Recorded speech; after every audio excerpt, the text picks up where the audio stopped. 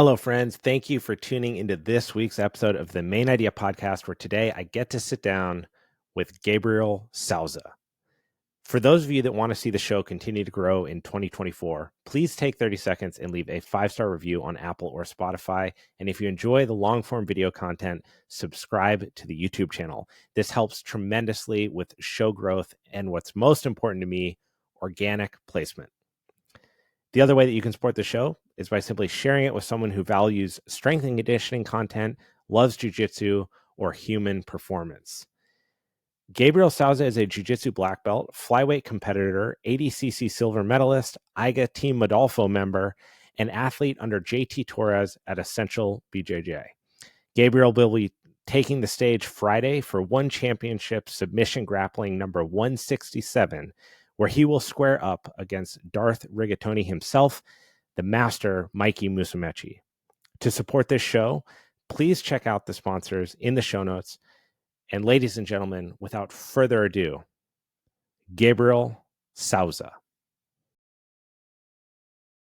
Well, Gabriel Sousa, the last person to submit Mikey in the world. You've been on a tear. You've been competing at the highest level. You've changed teams in the last 2 years. It is an absolute pleasure to have you on the show. So thank you so much for taking the time to be here, brother. Of course, thank you for having me. Thank you for giving me the opportunity to talk about a little bit about the match, but also about myself. Like many people probably won't know who I am, but they're gonna find out now. This is exactly what I wanted to do. Is let's answer that question of who is Gabriel Sousa. You know, you're speaking through your jiu-jitsu. It is so high level. You're such a fun competitor to watch. But I'd love to get to know a little bit more of who the athlete is. And maybe you could start by bringing me back to Brazil when you're a kid, your first Cool. introduction into jiu-jitsu or martial arts as a whole. What brought you into the academy? Sorry, it cut it off. My Oh, bad. oh, you're good. Yeah. Yeah. What was your starting point with jiu-jitsu? Okay, so I'm just gonna talk about a little bit about myself. So I'm the youngest of 7 kids. I grew up in Fortaleza, Brazil. I come from a poor family. Only my dad was like working and then feeding the family. And we are 3 boys and 4 girls. And growing up, Wow. I was always very active. You know, I used to play a lot of on the street, like soccer. That's what we do in Brazil all day long, every day. It doesn't matter if the floor is super hot, we still play. We don't care. But yeah, I was always a very active kid, and I think the streets are getting really bad. You know, the kids that I was hanging out with, they started doing like bad things. So my mom was like, "I need to get you out of this environment, right? I don't want you hanging out there as much. I don't want you to be on the street as much, just because I don't want you to get involved with anything bad." And but also I had so much energy that I couldn't be inside the house. You know what I mean? I was always trying to play and doing stuff, so it was hard to keep in the house.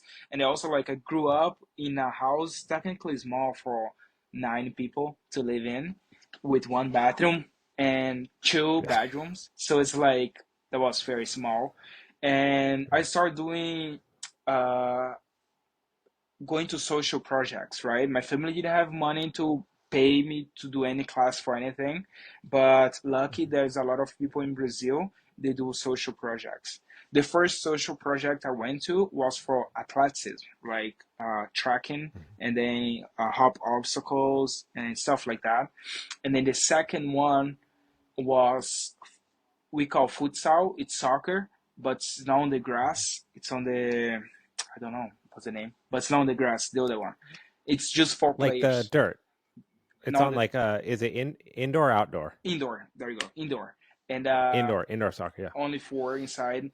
And I was not talent at all, because I was always the smallest of the group. So was everybody else was faster than me, and then physically stronger. And also in soccer, you can hit each other, you can tackle, but you can use the shoulder like to off balance people and being on their way. So for me, and also like people wouldn't put me on the team just because I was horrible at it. You know what I mean? Yeah, yeah. And there's two things that you can realize. If someone's Brazilian, they do jiu-jitsu, they suck in soccer. So I like, okay, I'm really bad. And I kept going just because there was one way also that was something interesting for me because I didn't know how to play. They used to teach us how to Mhm. play. And at the same place, there was teaching free capoeira class. You know, it's capoeira also Yeah, is like very, dance fighting. yes, it's very big in Brazil. Yeah. And then I think I did for 9 months ish. And my older brother, he always like striking, right? And Mhm. he invited me. He was in strike for a few years, and he's like, "Oh, I'm doing jiu-jitsu now," and I had no clue what was jiu-jitsu, but I knew what was judo, but I had no clue what was jiu-jitsu. And he's like, but he always had his gi with him to go and train. I'm like, Mhm. that's interesting. It's like, he's like, there was a Friday, 3 months after he started training. He's like, do you want to come and watch the training?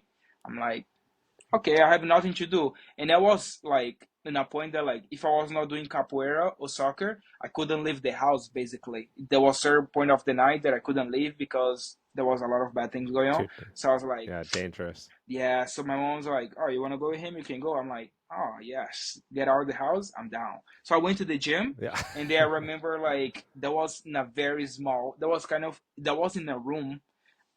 They put the mat down, and there was I don't know, 10, 15 people trying to kill each other. And I was watching, for me, it was fascinating. I was just like, wow, that's crazy. You know what I mean? And the professor was like, hey, do you want to jump in? I'm like, who, me? He's like, yeah, jump in. I'm like, I don't know anything. He's like, look, we're just gonna play a game. The game was basically specific training from guard pass, from an open guard. I had to Toriano pass and then get side Mhm. control and go back. So I did that over and over and over and over. And for me, it was like something so amazing that I didn't have to depend on people like in the soccer. You do need Yeah, people to pass you the ball so you can do something. But in jiu-jitsu, it's like it's one-on-one, you know?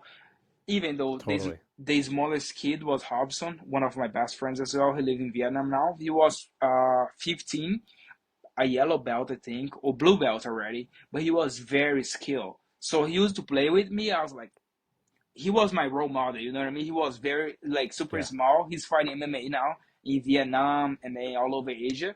He's fighting on 56 kilograms. So he was always very small, but he used to beat up Yep. like the big boys. Even my brother, he used to submit my brother. I was like, I want to be like this guy because he's very small. The guys are physically stronger than him, but he Yep. flies under people. He takes people back and choke them out. So I was like, that's amazing.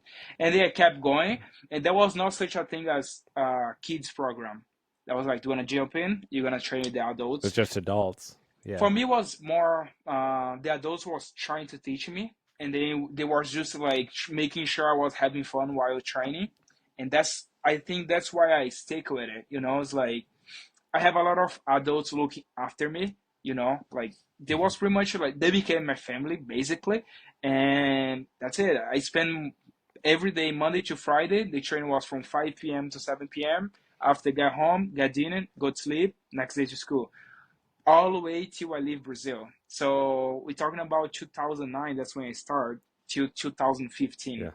It got in a point that I started going to open mats from my school on Saturdays, and Sundays I used to go to church. So Monday to Saturday jiu-jitsu, Sunday church. So it was like I was very active Nonstop. non-stop Yeah. because for me it was like I don't want to hang out with those people anymore because the goal for the social project that I started, it was founded by one of the police officers, and then he Mhm. was always preaching like don't get involved with bad things, you know, and he was always like trying to help us as much as he can.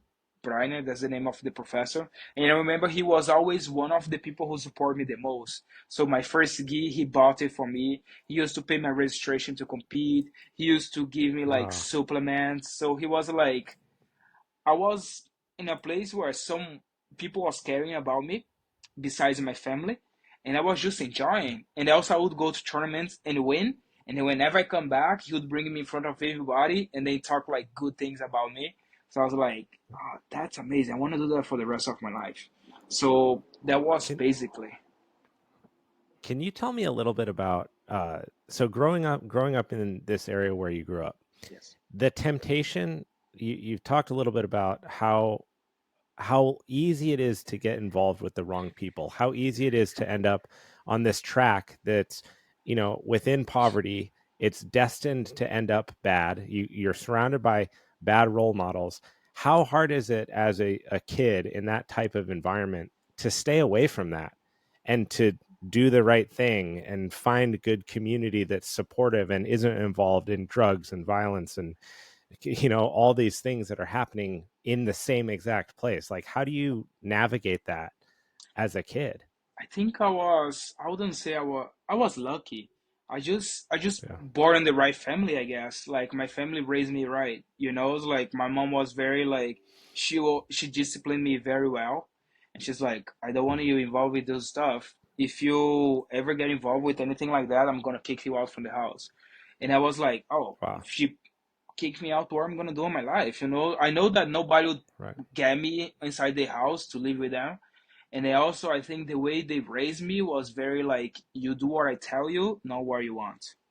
So it's Yeah. like, understand that like, I didn't have, it's not that I didn't have a choice, but like showing me that the bad side, like doing bad things, it's gonna end up bad sooner or later. You either gonna end up in jail or you're gonna end up dead.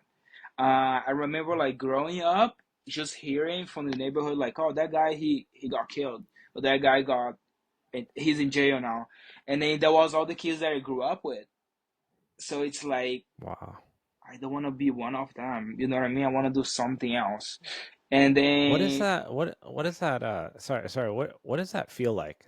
I mean, these are kids they're kids you grow up with, right? Like, here you are about to go fight in one championship against arguably one of the best no-gi grapplers in the flyweight division on a world scale on television. Millions of tons of people are going to watch this. People look up to you. What does it feel like to be in your position now, and knowing that people that you knew when you were younger uh got sucked down a different road, and now they're dead or in jail? I think like I feel sorry for them, definitely, just because maybe some people they don't have chance, maybe, but most of Yeah. them also they choose it. They had chance, especially the kids that I grew up with, especially me. Hmm. Whenever I started doing jiu-jitsu, I was that annoying person that like, hey, let's do jiu-jitsu, because there was no Right. kids in the environment. So I was like, I want to bring as much people as possible so I can have train. Eventually, they will get Yeah. better and they're gonna push me. So I'm like, I was always trying to uh, do a good push for jiu-jitsu in the community. I built a social project with four more friends, three friends and my brother. Wow. In my neighborhood, very bad neighborhood, I was 15 years old. I just got promoted to blue belt. Like, let's do something for the community. Let's teach jiu-jitsu for them for free. And then we did it for a long time and got in a point that like we couldn't teach because it was very dangerous. That's a lot in Hmm. Brazil. I'm sure in a lot of ways, especially in South America, it's a lot of gangs fight, and then yeah, a lot of innocent people was getting killed. So we like I don't want to put our lives in dangers, and I don't want to put the kids' lives in dangers because they didn't Yeah. care. Whoever was on the street, they would Right. shoot, and unfortunately, would happen bad things.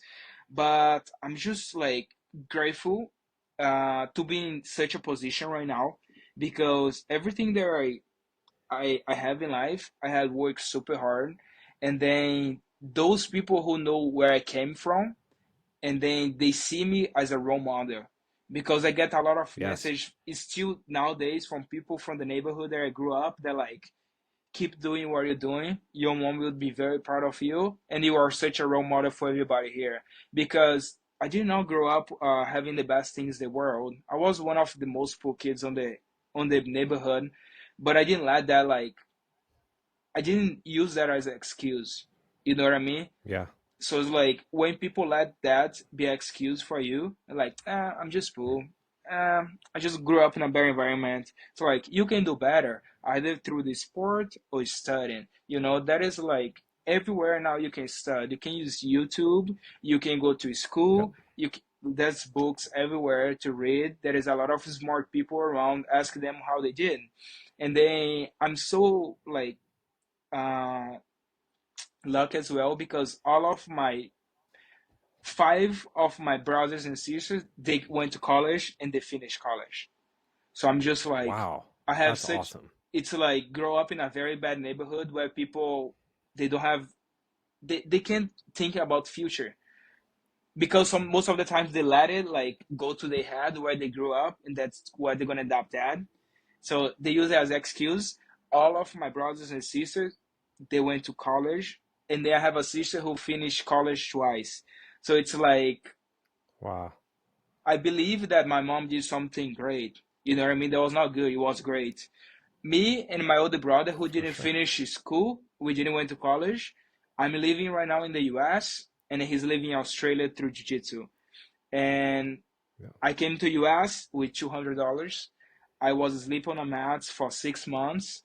I didn't know no Wow. English. I couldn't communicate with nobody, but it was never an excuse for me.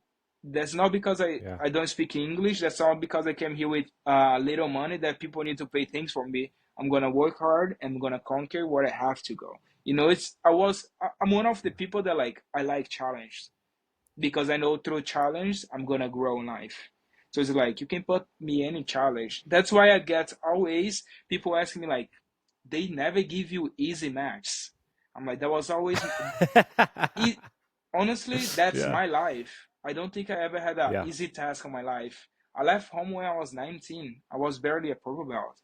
And I just left home like, this is not for me. I wanted something bigger. I was always ambitious to grow in life. You know what I mean? It's not because I grew up in the favela in a very bad environment that I need to go get that there. You know what I mean? That not, I need to die there. No, I'm gonna go out. I'm gonna prove to my family and the people around that you can do better, regardless the situation. You know. And then everywhere I go, I try to always keep like a positive mind. You know, it's like that's gonna be always something bad happening on your life, but you also can Yeah. choose to focus on the positive things that you have been conquering throughout the years, or even at the moment as well. You know, so it's like I never let like negative like thoughts or even facts that's happening right now go through my life. I'm gonna go through that and I'm gonna get better. That's how I've been my whole life. So I'm not afraid of it. That's I mean, an incredible mindset and an incredible attitude. And it shows in your jujitsu, right? I mean, if you approach your matches with that same kind of can do, positive, figure it 100%. out attitude, and Yes. it shows on the mats. I mean, that's like an unteachable, right? You can take someone and you can develop them into a certain type of athlete and teach them skills, but it's very hard to teach someone that type of internal mindset. Like the way that you see the world is unique and that's special, and it helps make you a great athlete and someone who's worthy of competing on the scales that you do. When you got silver at ADCC, how big was that for you, and what did that mean for your community? The thing is like for the people who knows jiu-jitsu, it was a big deal. But even the community, like I was like, oh, well, as second place at World Championships, they were like, they were very happy. For them was not a big deal because they don't know the size of ATC and the size of the Yeah, grappling is going. huge. You know what I mean? So Right. it's like for them, like, Yeah. damn, you got second at Worlds. That's amazing, you know? I'm like, yeah, but it's a little Yeah. more than that. But like, it was just amazing, you know? It's like I could prove to myself that I'm worth to be where I am. I deserve to be on the highest level, because not everybody who can prove that, and it's not everybody who can fight on the highest level. And then what, everybody's just happy for me, you know. It's like, and then it means Yeah. a lot to me as well. There's a lot of jealous people who is around you most of the times, but you don't know because they try to be a Yep. fake friend. But a lot of people show me they were like true since the beginning, and they, I think that's priceless. You know, it's like regardless Yeah. the achievement, regardless the money that I made, regardless anything, it's like the true people that's behind it. It's the most important thing for me. Can you tell me a little bit about changing teams? This is something that people that do jujitsu, even on the hobbyist recreational level, a lot of times feel very tied and loyal to their academy for whatever reason. Maybe it's where they started, maybe it's an investment that the professor made in them. But then I think that there's also a big group of people that want to leave the academy that they're at. They don't know how, or they feel like a responsibility to their teammates, but it's not a good environment for them. So what made you decide to leave Team ZR and go to Essential and join JT Torres? Now in advance of what will be one of the biggest matches in your life, and then the next ADCC coming up in August. So I started thinking about moving gyms just because Zero Team is a big team. Like my previous team, they are big in Eastern Mm-hmm. Europe and then I think Northeast of Brazil. But that was not, I think, a competitive team anymore. You know, it's like I moved to North Carolina, we could build up like something big, and there was not many lightweights to take like to train together, and also I felt like I didn't have someone there like to really coach me every day. You know what I Yeah. mean? And then I came up to Essential a few times just to train for ATC. Was my first contact like training with AT and Coach John Marcus at Essential. And then I really like the environment. It's like very healthy and very safe environment. And also they push me to get better. I got second ATC, so it was an amazing training camp for me. And then the following year, I went back for Key World's training camp, which also was like amazing for me. I was just talking to my sports psychologist. Like, I did not got the result that I want. I wanted to win Mm-hmm. worlds, but I got there sharp, in a great condition to fight anybody, physically, mentally, and technically. So I was like, I was, and I was just came like 3 weeks before Worlds, 4 weeks before ATC. So I was like, I need to do a big change in order to achieve something that I haven't done before.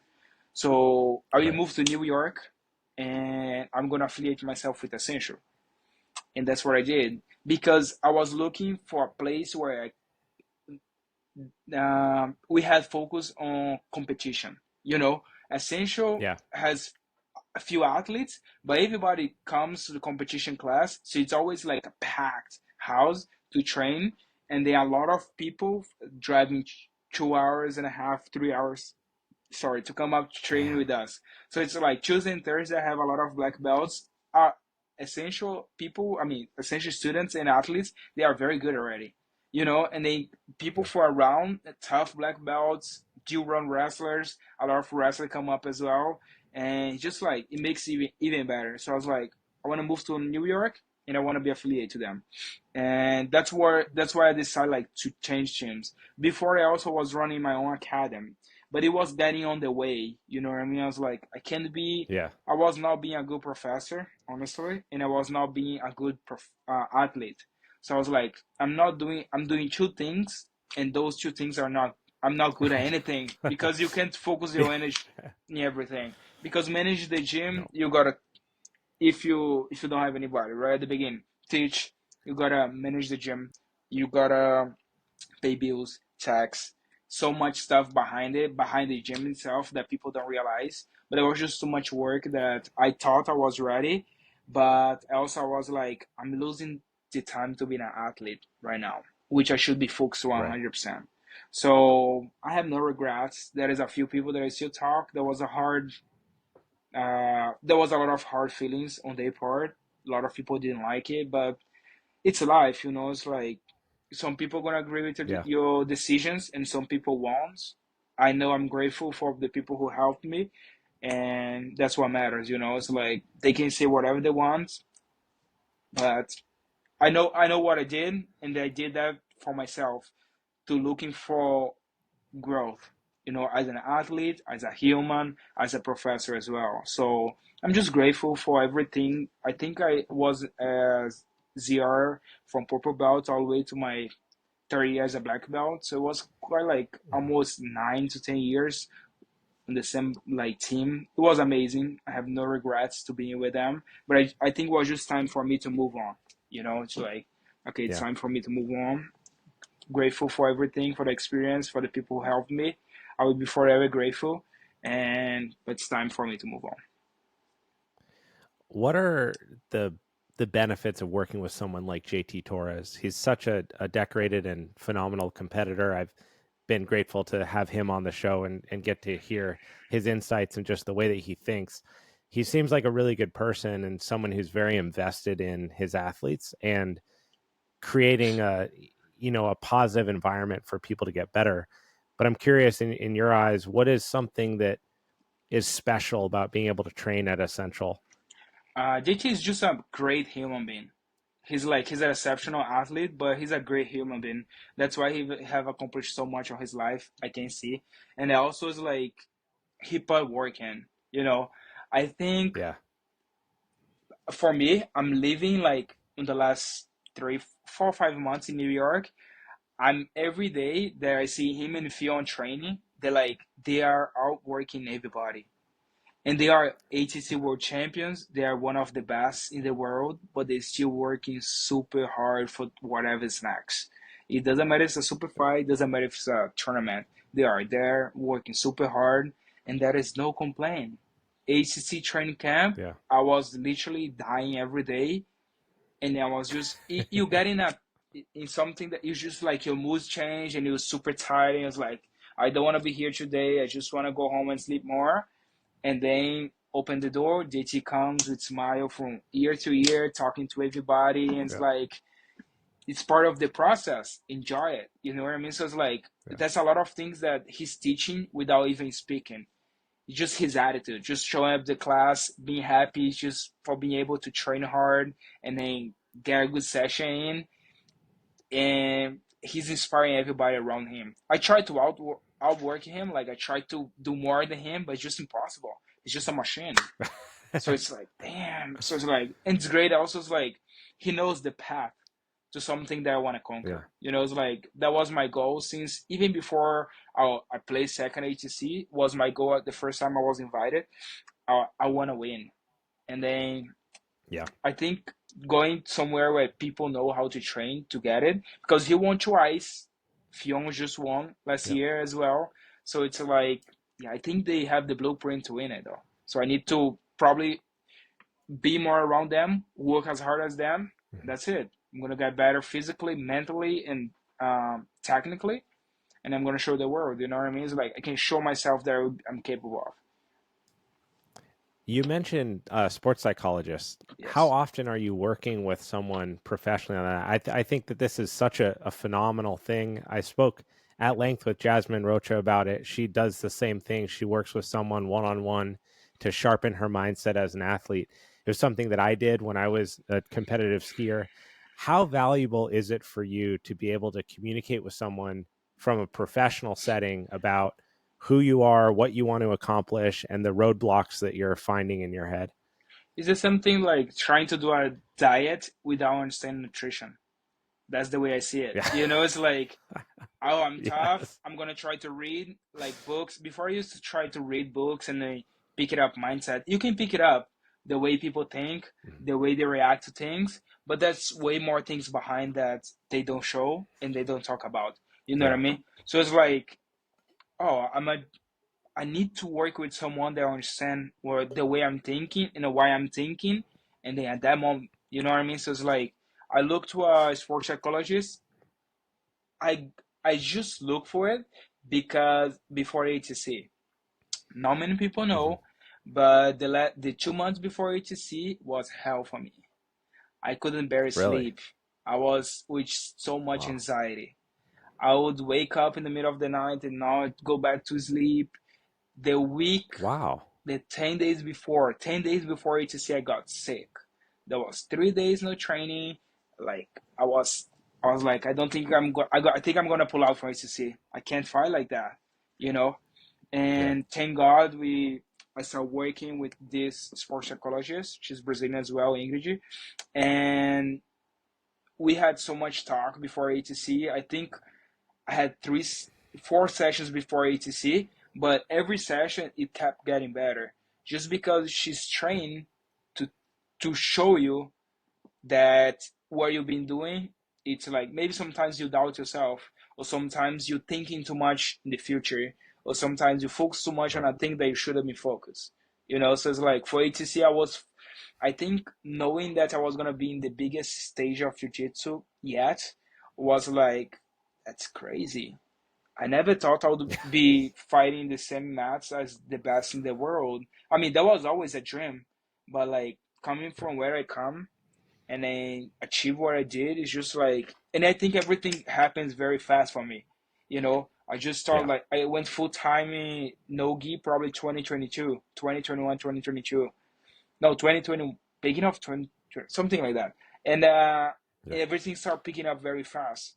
You know, a lot of super fights, a lot of Grand Prix. And then the day that I think I punched my ticket to ADCC was the day I passed Mikey and made him tap. I remember Mo Wow. Jassy, he was watching and he's like, we need to get you an ADCC. I'm like, I'm down. Just let me know when. I'm down. Yeah. Right. It's not every day. It's not every day that you get to watch. Like, I mean, you get someone to watch, and then they invite you for something. You know, like, yeah, I'm definitely down to do ATC.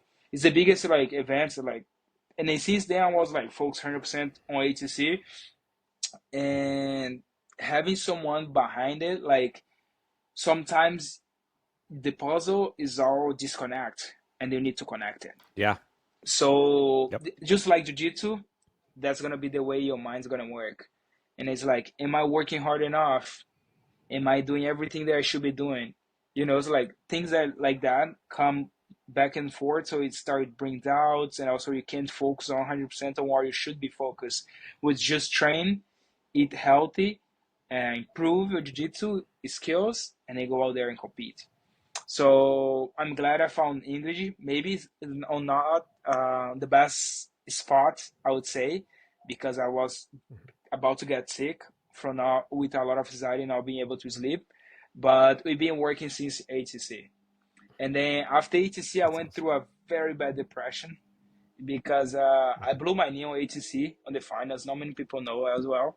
Like I couldn't train for ACL, MCL. just my meniscus, I think. I Oh didn't went to the man. doctor. I Yeah. don't have insurance. So I was like, nah, I'm good. Oh, yeah, you'll be good. Yeah.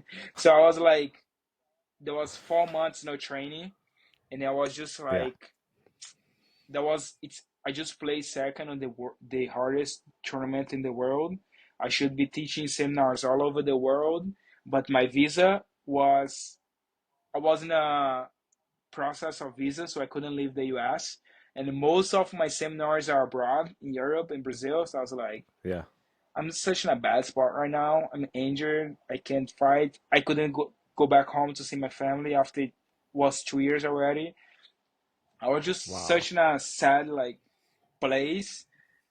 And then we kept working till I get the fire back, and we did amazing things last year, and then now I'm better than ever. You know, a lot of shit happens. Well, I won't talk about it now, but later on I will. After ATC, I'll talk about. But like just things that's Yeah. like that's not under my control, and it's fine. You know, it's Mhm. like I said, it's not everything's gonna happen the way you want it, but the way it should happen. You know, it's something's about to teach you a lesson, or you need to go through that to get better, more experience, or whatever reason it is. And I'm just here enjoying my process. You know, I'm enjoying the Yeah. process, doing my best, and I know at the end everything's gonna be great. You know, so it's like that. That's the way I think. Well, it's a positive attitude, but it's also a necessary attitude because in It your is. line of work as a professional grappler, you're undoubtedly going to run into hardship. You're going to get injured. You're going 100%. to lose matches that you wish you won. There, it's that's just part of the game, man. You can have two of the best people in the world fighting each other at the same time, and one person just makes a mistake. You know, like you can just make a little mistake and it can cost you a win. And wins in a sport of grappling or in mixed martial arts, they are the difference between household names and people that nobody knows about because it's you climb that ladder one win at a time, and that's how you get exposure. You're right. When you look back at your ADCC performance, right, that's the biggest stage that you competed on. You did so well, and you have ADCC coming up this year. You got this match with Mikey coming up again. Obviously, since you last fought, Mikey's gotten a lot better. So have you. You're both evolved athletes. You're at a different stage in your career. You're both more knowledgeable. You've competed on bigger stages and felt the exposure. You felt more crowd and eyes and bigger promotions. So when you look at yourself over the last 2 years, what has to change in your game for you to get a win over Mikey? And what has to change in your game for you to find success in ADCC this year and take home the gold medal? So we definitely two different stage of our careers. But I think when I fought Mikey, nobody knows, but I got invited to fight him 1 week before. So it's like someone pull out from who's number one championship and flow grab like, hey, do you wanna fight? I'm like, sure. I was just opening my gym and I need the money, so I was like, I fight anybody for money, and let's fight. And then somehow me and Mike first round, and I was like, oh cool, let's do it. So I was like, that was 2021. I think I just got heel hooked by Damian Anderson probably 4 or 5 months before that. So I was like, oh shit, I just got heel hook from purple belt, but now I'm gonna fight a black belt. It's fine, let's do it, you know. And I Yeah. think it's like my mindset going on the match there was good. I had like a very good. I wouldn't say I had a game plan, but I knew what I was going for, you know. And then for this one, I'm totally different athlete though. It's like I think if I fight Gabriel, who fought 2021, I would submit myself at least 3 times in 5 minutes just because I Yeah. got well rounded everywhere. You know, it's like I'm putting myself. I think my. I believe that my improvements are being fast just because I'm putting myself in different scenarios, fighting different people, and the best in the world. You know, so it's like it's been very helpful to get better everywhere. So it's like I don't think I didn't focus on 100% of what Mike have been done lately. I'm just focused as much as I can sharpening my techniques. That is Yep. possibilities to happen on a match, probably. He's a guard player. He does K guard to one side and then false stripping to the other side. But it's a match is a match. You can't go into a match thinking about like, oh, he's gonna do this, he's gonna do that, you know. Because as you Totally. say, his last match I think was last year. I think I might be wrong. Yeah. I don't keep up. Anyways, he got better. He kept training. You know what I mean? So my last match was January in the gi. I got injured, got fully recovered, and jumped straight on the mat. You know, so it's like a lot of things change quickly, especially on the highest level. I think I don't know Yes. if he's still on the same stage, but me, I see so many new things because I'm not. I've been a full time athlete on the last. I mean, nogi, since 2021. So it's been like what 2 years and a half, 3 years. So I'm still improving a Yeah. lot. My game is not solid yet, you know. So it's like I'm excited to see how this match is gonna play. Honestly, I'm very confident. My weight's like 147, so I'm 2 pounds overweight. Yeah. It's nothing. We are 2 weeks and a Easy half cut. out. Easy. That was the easiest cut of my life. Thank God. I was afraid, but thank God we made it. You know, the hardest parts are already done. The hard work, like we work super hard to get in shape, to get ready to fight 10 minutes, and I'm ready to scrap. And I just can't wait to see it. You know, it's like every time that I go on a training camp, I feel like I improve, improve, improve. You know, I try to always focus in different things specifically every time I'm training, but also every time I go on a training camp, I just feel like I'm my best. Every time I go back to a training camp, I get better and better and better. So for ATC, the Gabriel that for 2022 was just I supposed to be just a zebra though. I just supposed to be one more Yeah. person to fill up the bracket and that's it. You know? So I was nobody back then. The only big win I had was over Mikey and that's it. Nobody who knew who I was. But like I did an Right. amazing run. For ATC, for that ATC, my wrestling got good. Got all right. I wouldn't say good, but got all right. Like I could start like scrambling with people from the feet. But now I started to Yeah. understanding more wrestling. So I started like I had to draw a lot. We have Coach John here at Central, also JT, amazing wrestling coach. He has an amazing wrestler. You Super guys good. can see. So it's like I just try to learn as much as I can from them. JT easily takes me down, but he always like I took you down because this, and that. You could do this better. Right. Head To help position. you get better. So it's like those things when I go with people who is not JT, I can at least wrestle them. So it's like I improve probably from last HC 100%. You can see my Yeah. finals with Baby Shark, and then you see my last match who's number one with Baby Shark. I was a different fighter already, and it Yeah. was what September last year. So it's like my improvements have been made and have shown people was one thing that I was not doing before was playing guard. I would panic if someone like I was just not comfortable playing guard. At the gym I used to Yeah. play, but whenever I go competition, like no, I'm disadvantaged, people is gonna pass my guard or whatever. The last few tournaments I have played guard. So it's like a lot of areas for people is like they don't realize that, but for me it's like wow, I'm getting better. I'm getting slowly better. I'm not the best guard Mhm. player. I'm not the person who attacks heel hooks in nobody, but I'm getting better Mhm. from what I was.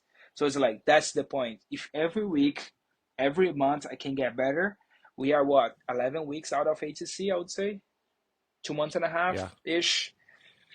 Hey, I have a lot of improvements to do. I'm not the best. Yeah. I probably will not be the best, but my mindset going there is going to be a champion. I want to outwork. Outworking everyone in the camp. Nobody's going to work harder than I am. Nobody's going to work smarter than I will. Nobody is like be technically prepared like I am. So it's like going to a mindset like this to a training camp. It helps me so much, and I also like realize that like uh, everything that was under my control, I did. That's it. Game time. Mhm. Let's go. If it's for me to win this Yeah. year, let's do it. I want it so bad. If it's not, I will take it as a experience, learning, and go back to the next one. It won't be my first ACC. It's gonna be my second. It won't be my last for sure. Yeah, JT and I spoke a little bit about bringing on a wrestling coach specifically, and I thought that that was such a smart move by him as a school owner because it's such a dominant part of all these rule sets, right? They want you guys standing for a certain amount Yes. of time. They want you to have to work. They want you to work your collar ties, and your underhooks, and your ankle picks, and single legs, and like the jujitsu is this second part of almost every rule set. Almost all of it starts on the feet. True. So what were some of your initial like big leaps in terms of your wrestling when you got to essentially you started working with JT, you started working one-on-one with the wrestling coach? What kind of things were you picking up where you're like, wow, I really wasn't doing this before as a predominantly, jujitsu player? Things that you started to add into your game or ways that you started to train that really elevated your stand up? Because if you go back and watch your Iga match, you guys it's a great wrestling exchange, right? You guys are from the second that the match starts, you guys are aggressive and you're going for it. And it's good, solid wrestling exchanges that it sounds like probably weren't in your toolbox 5 years ago. No. So what's it been like working with that wrestling coach in anticipation for these upcoming matches? Definitely like understand what I'm doing, right? Imagine like just put someone like, oh, let's do jiu-jitsu, but they don't know how to do jiu-jitsu. They know how to grab each other, Right. like how to try to crank each other's neck or try to do stuff like that, squeeze each other, but they don't really know the technique. So I think understanding the Yeah. technique was the key for me. So it's like putting my head in the right place, controlling someone's Mm-hmm. elbow, like clear out the collar ties, attacking the leg when my neck's not exposed. The time to back out, the time to keep going. So it's like those little Right. things was like working and working. I remember Essential was like ATC training camp was like the speed drill is gonna be duck unders, and then we're gonna do collar ties. I mean, snap down and double legs. I was like, I just know how to do double legs. What else is this? For real, I was like, I don't know to do what you're Yeah. telling me to. And then I had the coach like, all right, Uh, duck unders this way I wanted to do, snap downs that's this way. So it's like looking back for the training camp and what we're doing right now, I was like, wow, I improved a lot. And they also like love it. having people who care about like how good I'm doing on training, how improve a lot of improvements I'm doing, it's the key as well. So like I see a lot of like Coach John, he watches me rolling. Like whenever it's Tuesday is wrestling practice basically. We do a lot of wrestling drills and then you when sparring you can upper guard. And then we do a lot of wrestling shark Gotcha. tanks too. So it's like and then he's always there like after the roll, he brings me to the side like, you did this is wrong. This round I wanted Mhm. to do different. So he always gives me like some tasks to go with people who knows wrestling, and then I end up getting better. It's like having someone there like, hey, you need to fix this. I need you to just put your Right. forehead on your opponent's neck. I need you to bring the elbow a little higher. I need you to drive forward a little faster. Something level change more, stuff like that. So it's like having people to guide you to where to go. It's way easier. The same thing is like doing jiu-jitsu with a very good coach. Like you Yeah. sparring, you having a good coach, is like do this, this, and that. Okay, I will. And then also is like being coachable. It's not everybody who is coachable. It's not everybody Yes. who I'm when I'm there to train, I'm there to train. If you tell me like I need you to do 1,000 double leg entries, I'll do 1,000. If you tell me Yeah. like I need you to do a shark tank, you're gonna be in the middle, I will be in the middle. If you tell me if I'm training and you are leading the class, especially it doesn't matter which class, but class, that's the one I go the most. Whatever they tell me to do, I will do it, and then but I'm gonna do it with 100%. It's like I Yeah. wanted to do it. I want to be there. I put myself there because I want to get better, and that's how I'm gonna make improvements. So it's like if they tell me it's like, all right, we're gonna drill like few times on ADCC training camp, they were like, oh, we're gonna drill tomorrow at 9 a.m. I was like, Wednesday usually is like the day off, like drilling Yeah. 9 a.m. I was like, okay, drilling 10 a.m. tomorrow. I was like, imagine drilling wrestling that you don't really know and you're super sore and tired.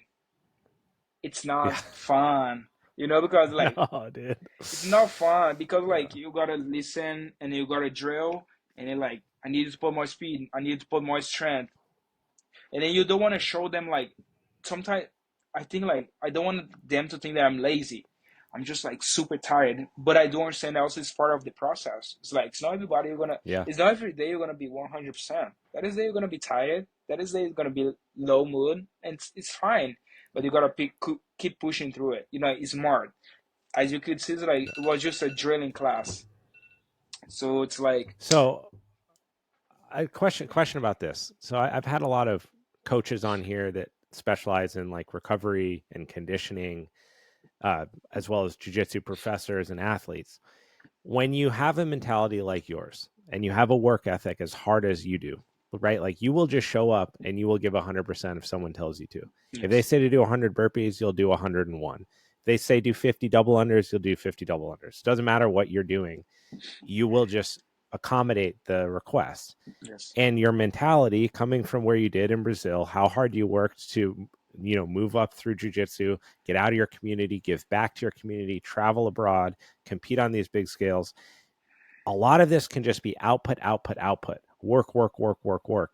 But now we know through exercise science that it is invaluable that within that there's also recovery, the recovery is just as important as the output, because if you're going 100% 7 days a week, you're human. You can't sustain you that get a for break. 9 months, right? And jiu-jitsu has no off season. It's year round. You It's get a not like break. baseball or soccer. Exactly. So what do you do as an athlete who has that mindset that's super strong work ethic, up at Essential where it's no slouches, right? Everyone's working their ass off.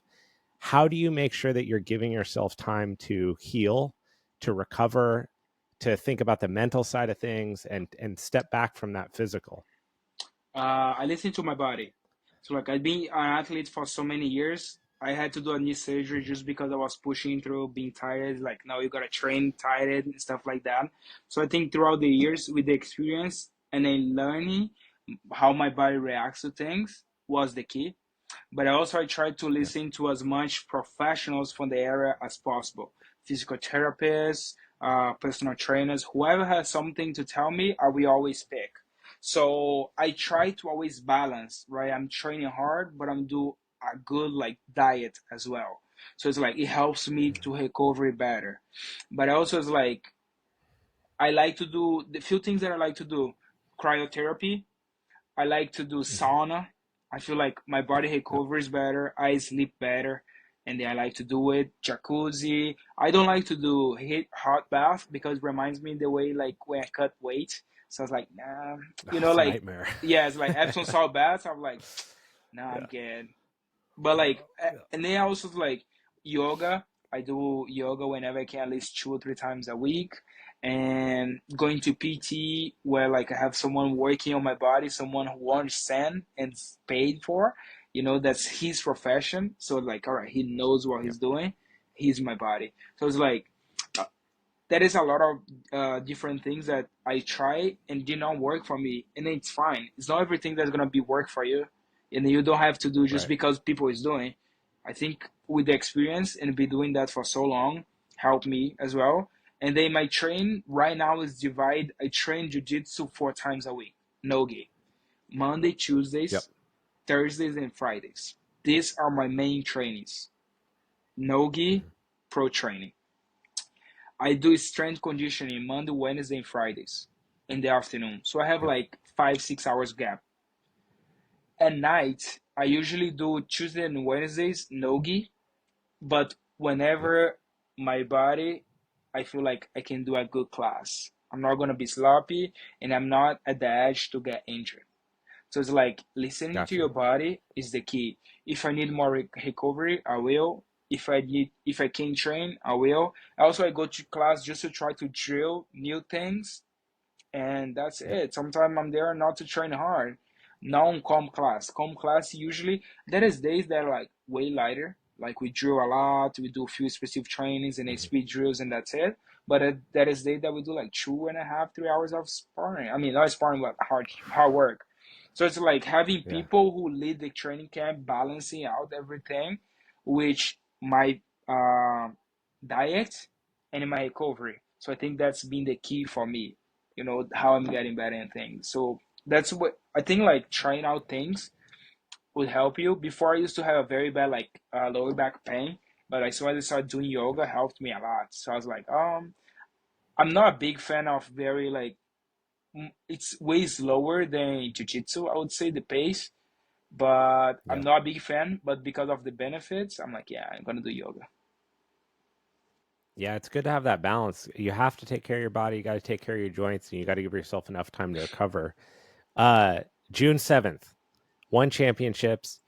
You face off once again against Mikey Musumeci.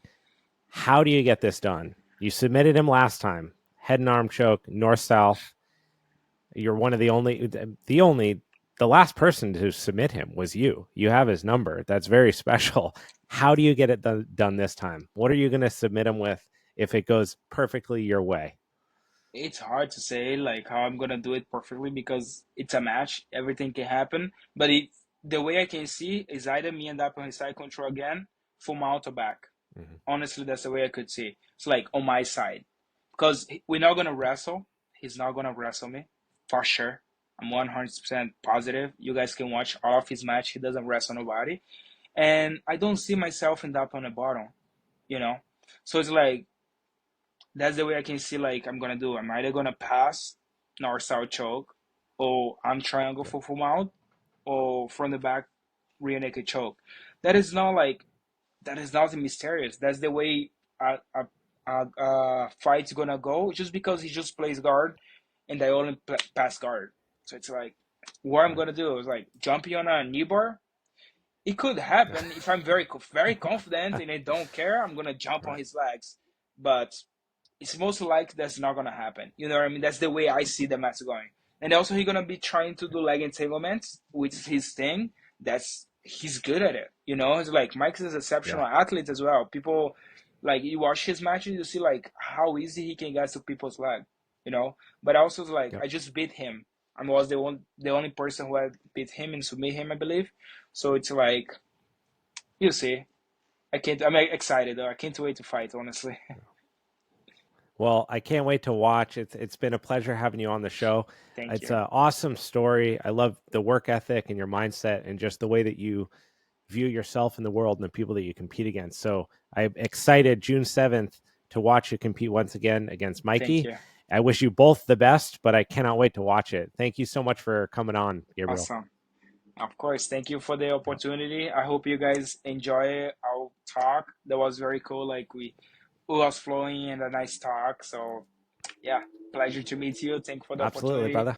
Hey, friends, Abe here. Thank you so much for tuning into this episode and sticking around to the very end. If you want to support it, leave a 5-star review on Spotify or check out www.maynideapodcast.com. Join the mailing list and stay up to date on all things The Main Idea, from future guests, sponsorship opportunities, products that I'm using to help me perform at my best, invites to ask me anything, and any upcoming pertinent information to the show. I cannot do this show without you. It is literally why I show up each week and put these episodes together. So thank you from the bottom of my heart from being part of the community. I hope you have a great day.